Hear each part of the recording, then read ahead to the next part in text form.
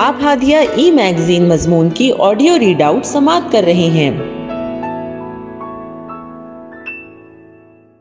السلام علیکم ورحمۃ اللہ وبرکاتہ۔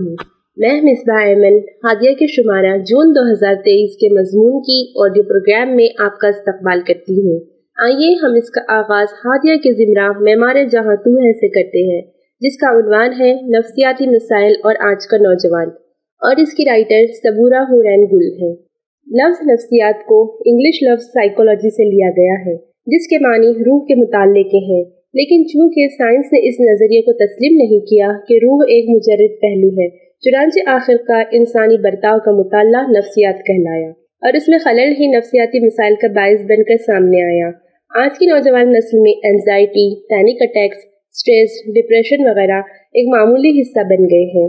میرے والد کہتے ہیں کہ اگر پہلے ہمیں بچپن میں یہ علامات کسی میں بھی نظر آتی تو وہ انسان ہمیں پاگل لگتا، لیکن وقت نے اس بات سے پردہ ہٹا دیا کہ یہ چیز بڑی معمولی ہے اور یہ کسی میں بھی نمو پا سکتی ہے۔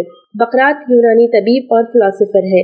وہ کہتے ہیں کہ انسان کی صحت کا تعلق سپر نیچرل کازز سے نہیں بلکہ نیچرل کازز سے ہوتا ہے، اسی لیے بقراط طب کے بانی کہلائے۔ ابو علی سینا نے بھی بقراط کے فلسفے پر ہی کام کیا اور ان کی کتاب کینن آف میڈیسن کئی صدیوں تک کئی یونیورسٹیوں میں درس کتاب کے طور پر پڑھائی گئی۔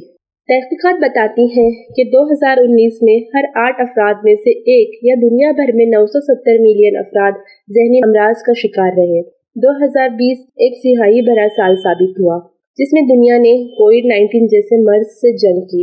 اس وقت ذہنی امراض میں کئی فیصد اضافہ ہوا۔ ورلڈ ہیلتھ آرگنائزیشن نے اپنی رپورٹ 2020 میں پیش کرتے ہوئے کہا کہ دنیا بھر میں تقریباً 264 ملین سے زیادہ لوگ ڈپریشن کا شکار ہیں۔ دنیا بھر میں سب سے زیادہ افراد ہندوستانی ہیں جو ڈپریشن کا شکار ہیں۔ ہندوستان میں ہر 3 میں سے ایک شخص ڈپریشن کا شکار ہے۔ 20 دسمبر 2019 کو دی لینسٹ سائیکیٹری میں شائع ہونے والے the burden of mental disorders across the state of India, the global burden of diseases study 2019-2017 کے مطابق 2017 میں 197.3 ملین افراد مختلف ذہنی امراض میں مبتلا تھے۔ یونیسیف کے مطابق ہندوستان میں 15 سے 24 سال کی عمر کے 7 نوجوانوں میں سے ایک ڈپریشن کا شکار نظر آتا ہے۔ ڈپریشن کی وجہ: اگر موجودہ دور میں کوئی بیماری شدت کے ساتھ پھیلتی ہوئی نظر آ رہی ہے تو وہ ڈپریشن ہی ہے۔ ہم جس کی متعدد علامات دیکھتے ہیں جیسے ملٹیپل پرسنالٹی ڈس آرڈر، دماغی تھکن یا تناؤ محسوس ہونا، برین ایمیجنیشن وغیرہ۔ ہم کبھی کبھار یہ بولتے سنتے ہیں کہ ہمیں کوئی شخص باضابطہ نظر آ رہا ہے یا ہم سے کوئی بات کرنے کی کوشش کر رہا ہے، اور لوگ اس کو مافوق الفطرت عناصر یعنی بھوت پریت سے جوڑ دیتے ہیں۔ دراصل یہ کوئی بھوت پریت نہیں بلکہ نفسیاتی بیماری ہے۔ یہ بیماری اس وقت ظاہر ہوتی ہے جب گھریلو ماحول خوفناک یا انتہائی غیر متوقع ہو۔ آخر اس بیماری کی وجہ کیا ہے؟ ہندوستان میں بڑھتے ہوئے اس مرض کی وجہ ہمارے اطراف کا ماحول ہے۔ نوجوان جس ماحول میں پل رہے ہیں وہ ان کے لیے نہایت ہی خطرناک ثابت ہو رہا ہے۔ طبی ماہرین نے ڈپریشن کی حقیقی وجوہات پر بحث نہیں کی، لیکن ماہرین کا کہنا ہے کہ دماغی ساخت اور کیمیائی افعال میں تبدیلیاں ڈپریشن کی وجہ بنتی ہیں۔ ماہرین پہلے نفسیاتی مسائل کی ایک اہم وجہ سیروٹونین ہارمون، جس کو ہیپی ہارمون کہا جاتا ہے، اس کی بے ترتیبی اور کمی کہتے تھے، لیکن جب ڈپریشن کے شکار افراد اور جو ڈپریشن کا شکار نہیں ہیں ان کا جائزہ لیا گیا تو معلوم ہوا کہ دونوں میں سیروٹونین ہارمون بالکل ایک ہی جیسی مقدار میں ہے۔ اب یہاں حیاتیاتی پہلو نہیں بلکہ حقیقی پہلو کو ڈھونڈنے کی ضرورت ہے جس سے ڈپریشن جیسے مسائل بڑھ رہے ہیں۔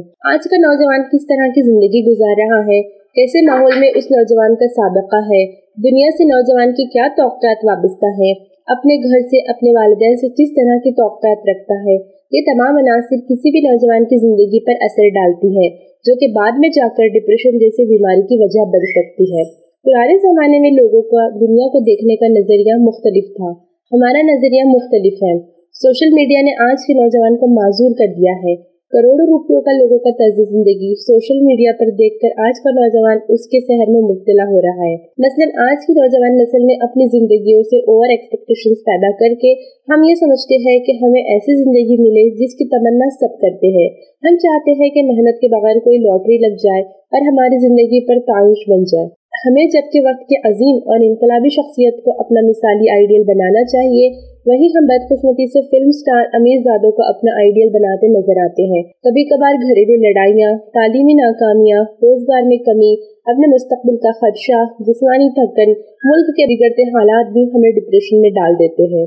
ऑथोरिटिव पेरेंट्स बहुत कम हैं, जबकि या तो वालिदैन ऑथोरियन परवरिश कर रहे हैं या मुकम्मल तौर पर अनइन्वॉल्व होकर परवरिश कर रहे हैं, जिसकी वजह से नौजवान, खास करके मुसलमान नौजवान तबका मुआशी बहरान और ज़हनी तनाव का शिकार हो रहे हैं। खानदान की मुआशी जिम्मेदारी लड़के और घरेलू काम की जिम्मेदारी लड़के पर आयद कर देना आम सी बात है, और वालिदैन के बच्चों की उम्री तकाजे को मद्देनजर रख कर ज़हनी हालत को न समझना और उन पर हिमा अक़साम की जिम्मेदारियाँ आयद करना आने वाली नस्ल को ताकतवर बनने से रोक रहा है।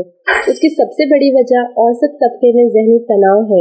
जहां हाई सोसाइटी में वालिदैन मुकम्मल तौर पर अनइन्वॉल्व किस्म की परवरिश करने की वजह से नौजवान नस्ल की किसी खास मकसद को अपनी जिंदगी का हिस्सा बनाने में नाकाम है और मुजरिमाना कारकर्दियों में मुलविस हो रहे हैं और ज़हनी आर्ज़ों का शिकार हो रहे हैं।